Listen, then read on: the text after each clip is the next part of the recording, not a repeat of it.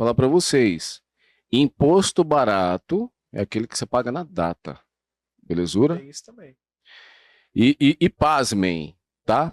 Tem gente que está pagando imposto a mais do que deveria. Quando eu fico inseguro, quer ver? Se eu falar para vocês agora de uma legislação específica e você falar que mudou, eu vou ficar inseguro, porque a nossa legislação tributária ela muda o tempo todo, certo? E o que acontece aqui, nós temos o Estado, olha só que interessantíssimo, cara. A gente tem a União. A União é o presidente, beleza? Ele que administra a presidência, que administra a Receita Federal, que ele é um órgão administrativo.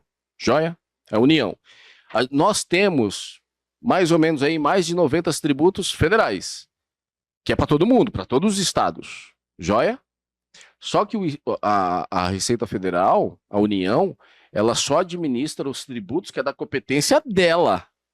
Só que você tem, criatura, 26 estados e o Distrito Federal.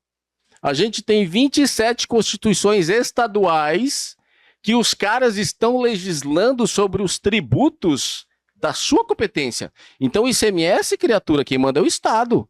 E aí você está no e-commerce, você vende aqui para São Paulo é uma regra, você vende para Minas Gerais é outra regra. Aí você tem o de FAO, aí você tem... Percebe? Então, assim, o que acontece com isso? Todos os estados, a gente tem mais ou menos 5.560 municípios, beleza? Que eles têm os ISS, que é o imposto que nos interessa agora, vai. ISS, que quem cuida é o município, que é o ISSQN, que é Imposto sobre Serviço de Qualquer Natureza. Então, prestou serviços, tem que pagar esse ISS. Joia? Então, veja, nós estamos nesse ambiente de que existe uma guerra fiscal, beleza? E nós estamos no meio dessa briga de faca. Cada estado com a sua regra, cada estado tem incentivo cada fiscal, quer um traz pedacinho para cá suas empresas, porque eu te dou incentivo. Cara, um país é o mesmo. Eu acho muito errado essa parada. Tem que ser algo unificado. São Paulo é os níveis de impostos mais caros. Eu tô errado. Cara, na verdade, assim, quando a gente fala de tributação, não vamos. São Paulo ainda tem uma alíquota interna mais barata do que de outros estados. Tem estados aí que tem alíquota interna de 21%. Certo? Então, respondendo a sua pergunta, São Paulo ainda não é um dos mais caros. Mas quando a gente fala de tributação, em torno, olha só, eu estou terminando o estudo tributário de uma empresa que eu estou fazendo um comparativo entre o regime tributário lucro presumido e lucro real. Certo? E aí o que acontece? Você olha para a tributação, você olha para a margem do empresário. O lucro que sobrou, 8%. Sabe quanto que ele pagou de imposto? 35%, cara. Então, hoje, nós estamos numa margem percentual de arrecadação aí em torno de 35% a 40%, cara. Porque você não tem imposto só sobre a receita. Você tem imposto sobre a folha de pagamento. Beleza? Olha só, a folha de pagamento, cada R$1.000 que você tem de um funcionário registrado, você tem em torno ali de 30% de tributos sobre a folha de pagamento. Certo? Então, para responder a pergunta, São Paulo não está dentro do mais caro, mas a gente está tributado em torno de 35% a 40% da receita total. Joia?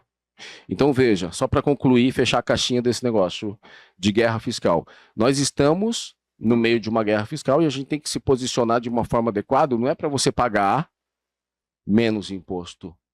É para você pagar o imposto correto. E pasmem, tem empresas que estão pagando impostos a mais do que deveria. Porque tem uma das coisas, entre tantas, é a substituição tributária, que o cara paga o ICMS já na entrada da nota fiscal, ele não tem que pagar na saída.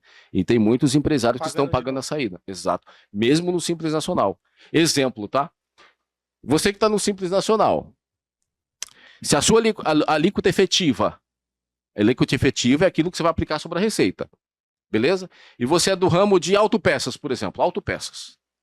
Se você está pagando a alíquota efetiva cheia, exemplo, se você faturou 100 mil e a sua alíquota efetiva é 10%, o seu DAS é 10 mil, correto? Se você estiver pagando os 10 mil, você está pagando imposto a mais, porque não está fazendo segregação de monofasia e nem de substituição tributária. Belezura? E olha só, esse negócio de guerra fiscal, como é interessante. Sabe o streaming? quando chegou aqui, Sim. tava uma discussão para saber se ia ser ISS ou ICMS. ICMS é do Estado, o Estado queria para ele. ISS é da prefeitura, a prefeitura queria para ela. Então, realmente, nós estamos no meio dessa guerra fiscal e a gente tem que entender como é que funciona todo esse complexo tributário, beleza? Para a gente pagar o imposto correto.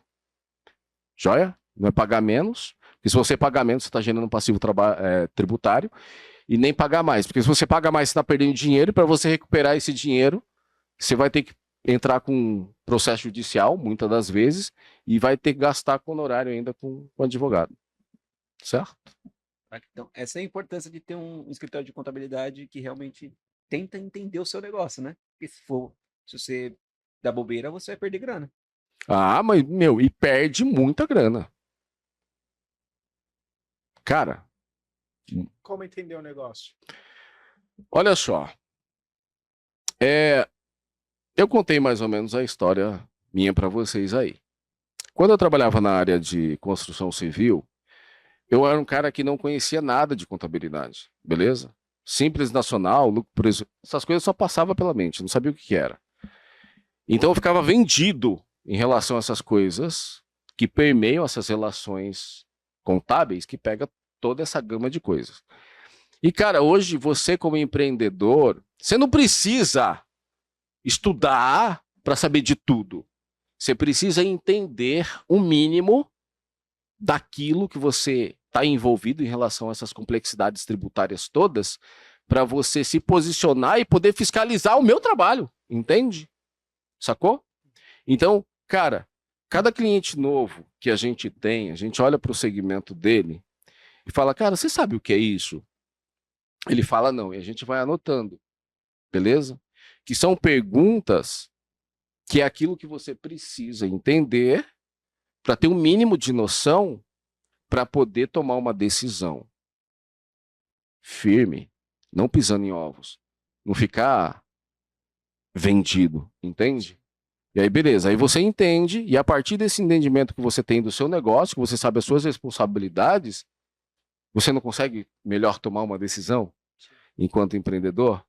Você não fica menos vendido, certo? Então, é dessa forma que a gente precisa se defender, mas isso eu não estou falando só no mercado contábil não, tá?